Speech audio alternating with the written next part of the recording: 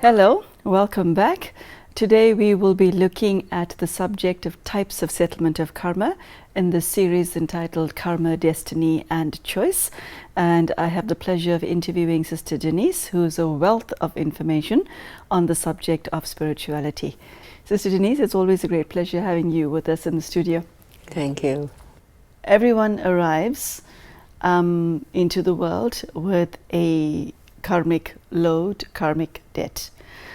So we will talk about how that transpires on another day. But today, let's look at how we actually go about settling the karma. Is there specific ways in which we settle karma? Do we settle it alone? Does it involve others? How does it work? And who and what decides how we settle an account? Yeah, very important questions. The settlement of karma takes the form of some sort of payment, because karma that has to be settled is like a debt. So we have created a debt somehow at some time.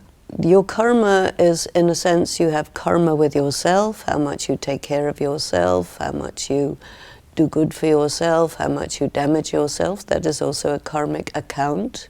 You have an account with different people. You have accounts with those who are in your family, work, community. You know, one of the complications is when there is war and you get an account between large groups of people because they do very bad things to each other, and this becomes a reason for starting the war all over again. It's very complex, very miserable. There's karmic between you and matter, and your body is made of matter.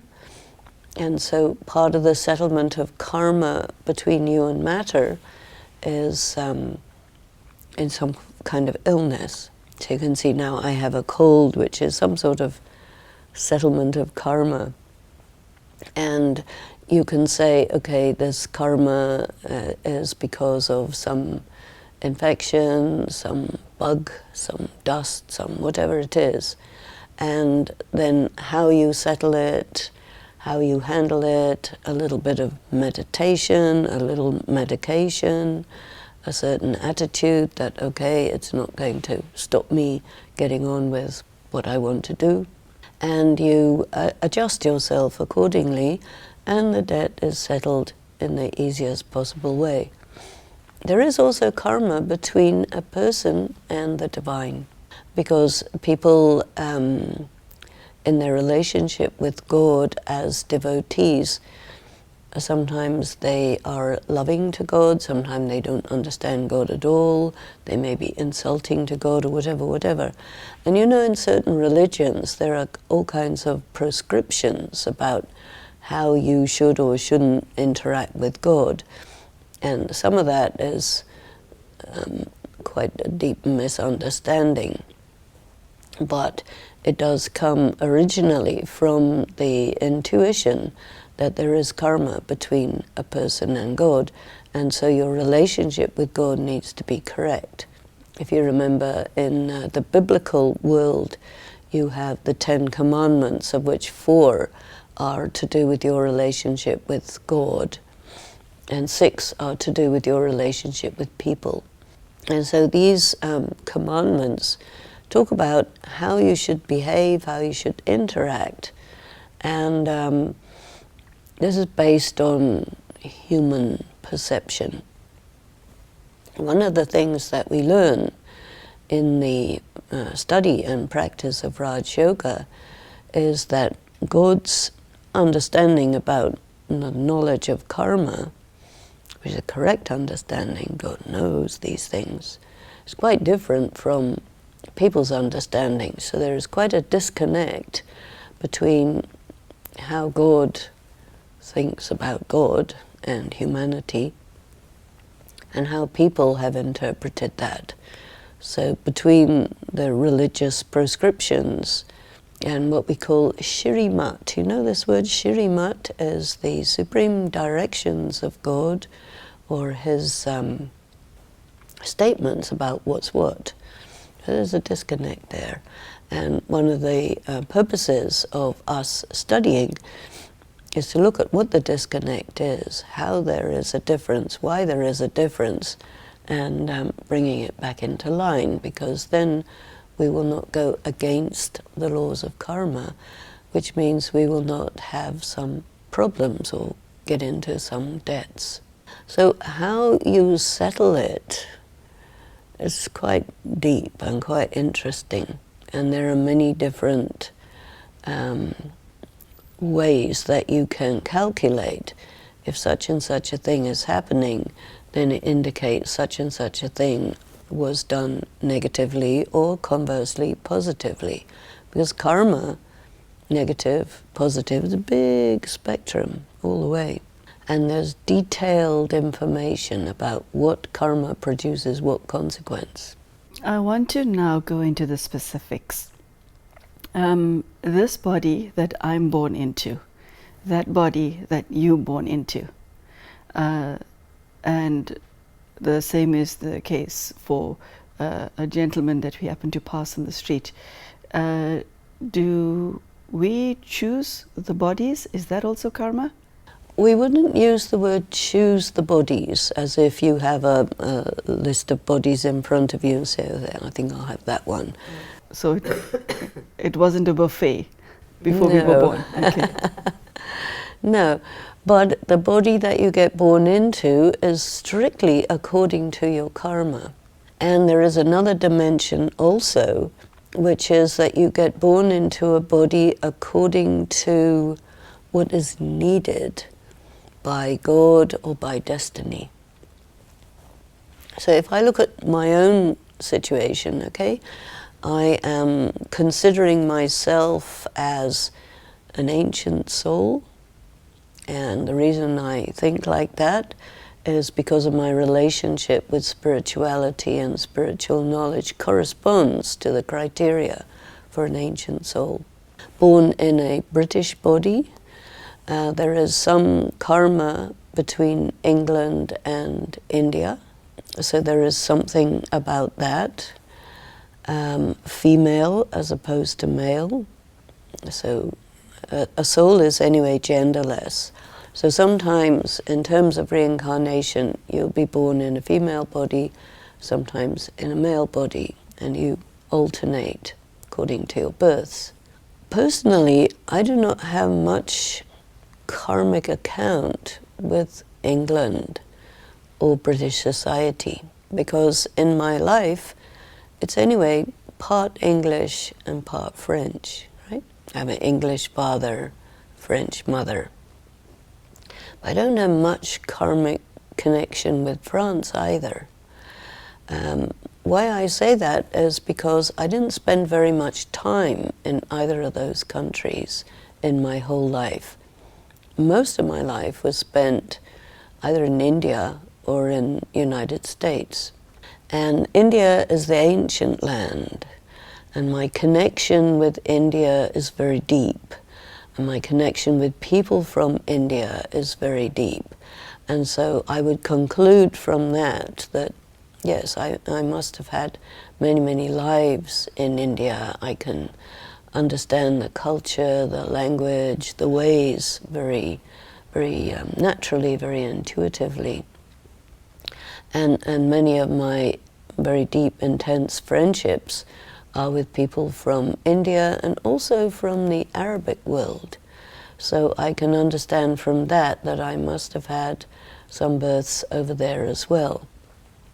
And my current life involves traveling a great deal in many parts of the world, so I have quite close connections with people from many places. But I don't really stay very long in one place. And United States is interesting because my time in the United States is mostly with the Indian diaspora in the United States. So there again, there's a deep connection with India. When I was growing up as a child, my family had been part of the British Raj in India. So I grew up with things from India all around me. I started wearing a sari when I was 12 years old. I liked it. I liked the Indian things, and so I've always had this resonance, you know. So you can understand there is some connection there. But also, I would interpret my connection with the other parts of the world outside India as connected with doing the service of bringing the wisdom of India to different parts of the world, because I know the cultures very well.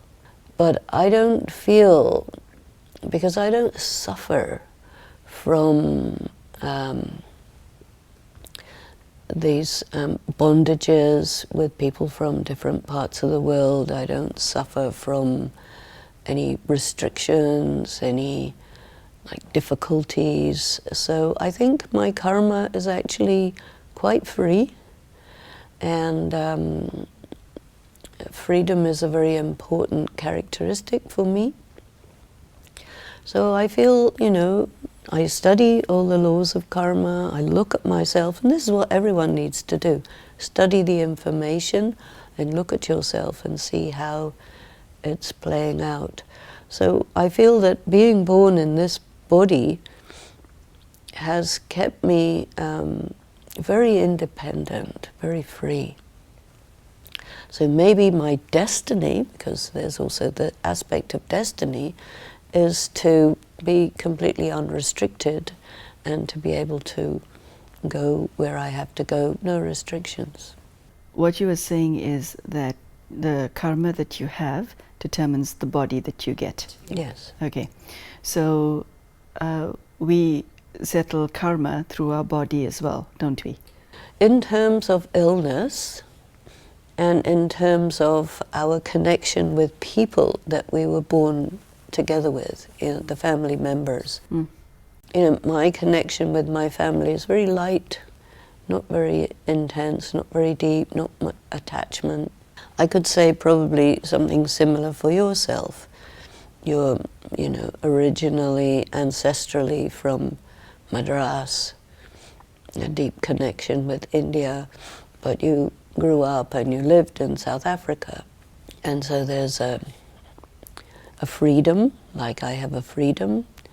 One of the things that you have often said is you never really experience being oppressed by the apartheid system in South Africa. So that would also indicate that you are free from that debt between the black, the white, the Indian people.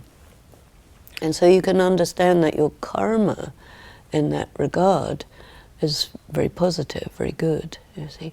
So we can calculate on the basis of knowing the laws of karma, and then looking at ourselves, all the details of our lives, we can calculate that our karma is not that bad, you know. And some people, extreme suffering.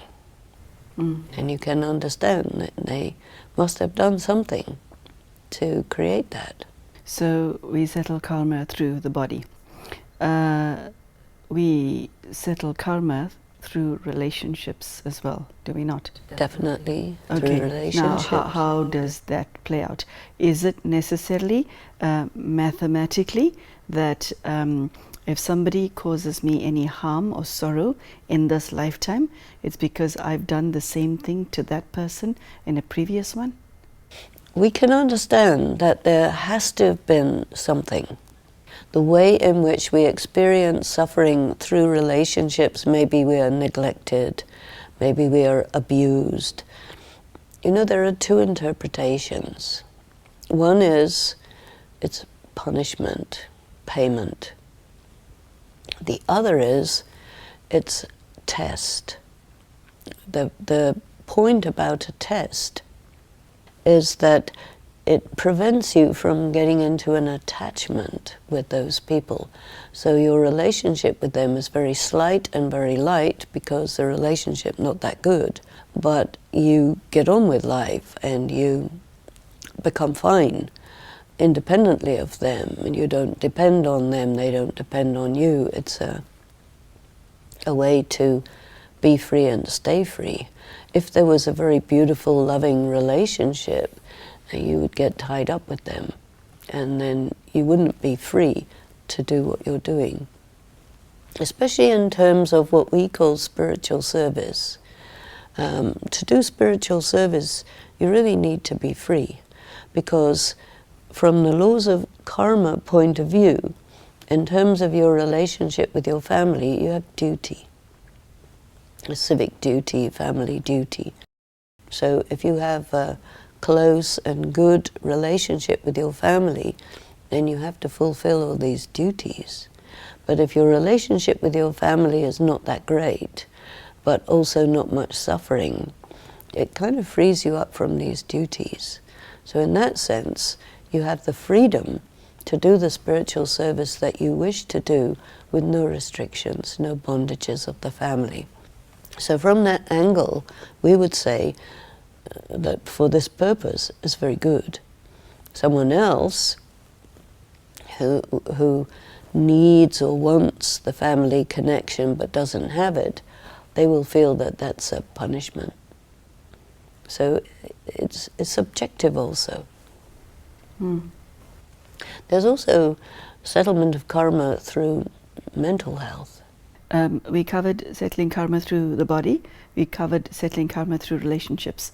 Do we have a karmic account with Mother Nature? I would say definitely. And how does that play out? Well, on one hand, it's connected with your account with your body.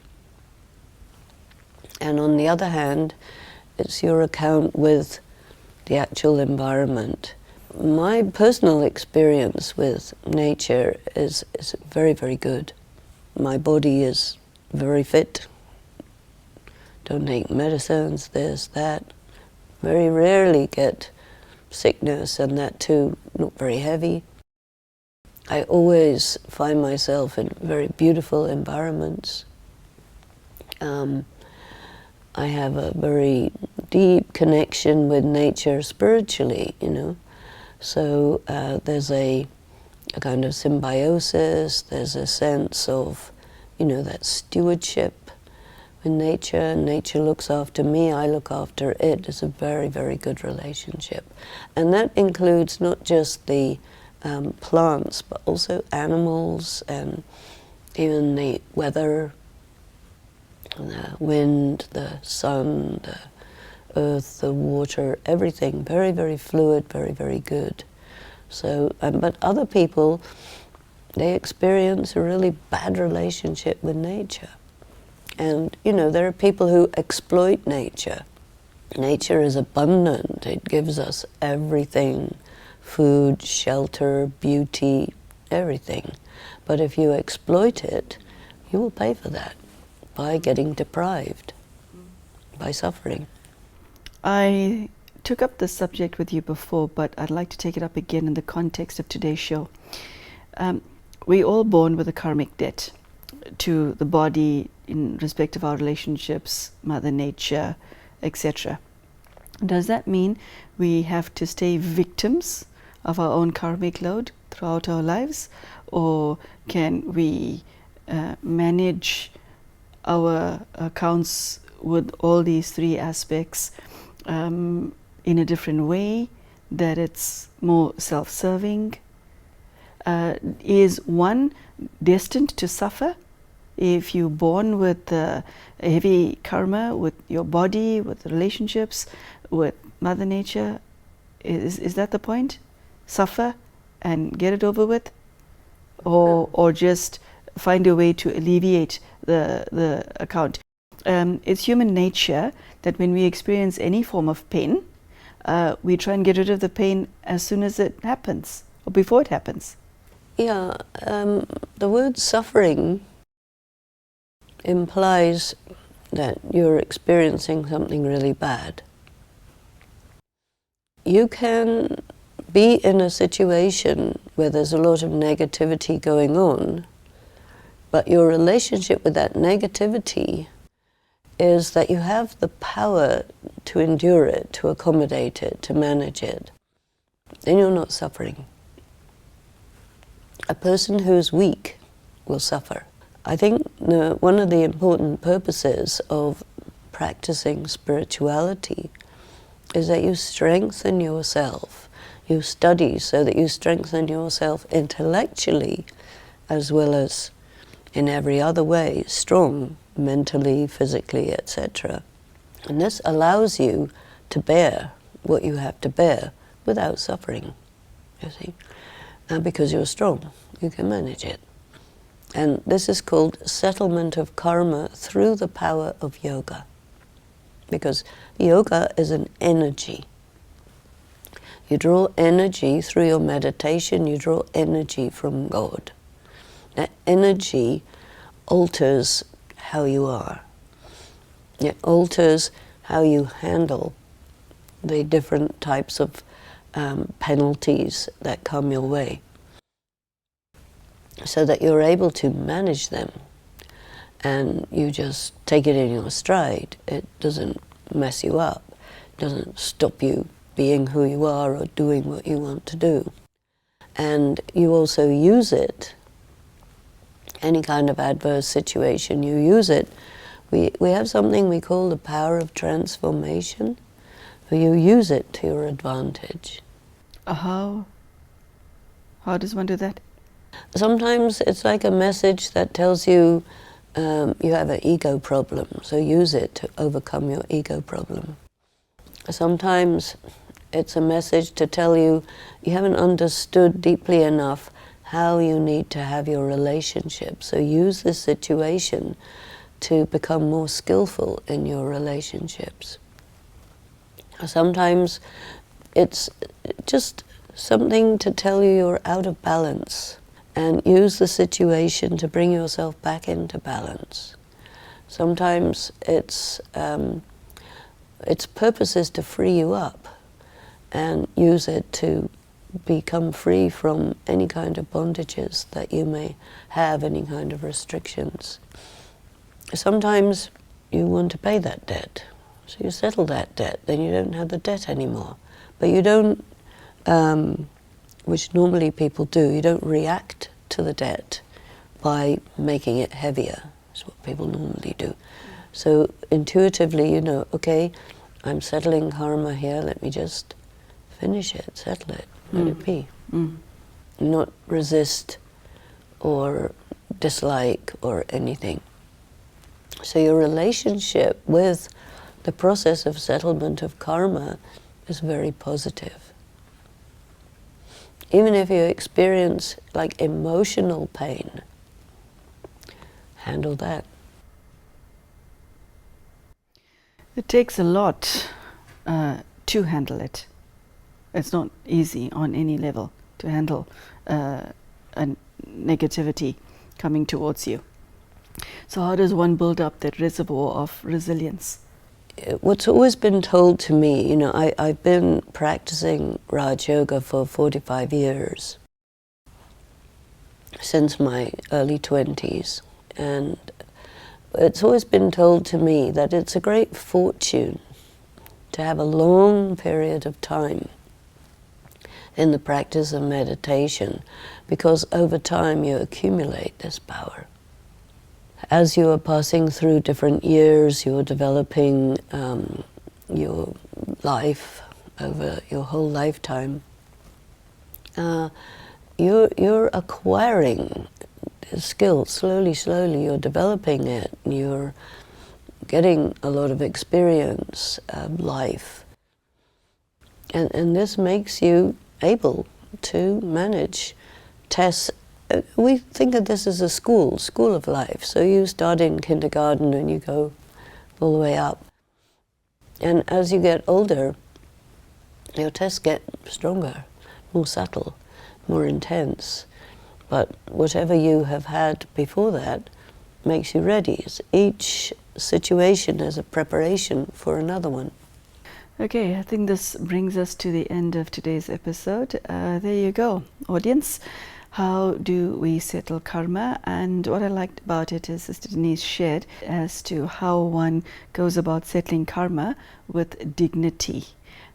which I think is something that we are all striving towards. So I hope today's episode has been of some benefit to you in your personal life, and do understand that not all karmic accounts should be experienced as suffering, even though it may seem like it at the time. Thank you, Sister Denise, and thank you for joining us. Take care and goodbye.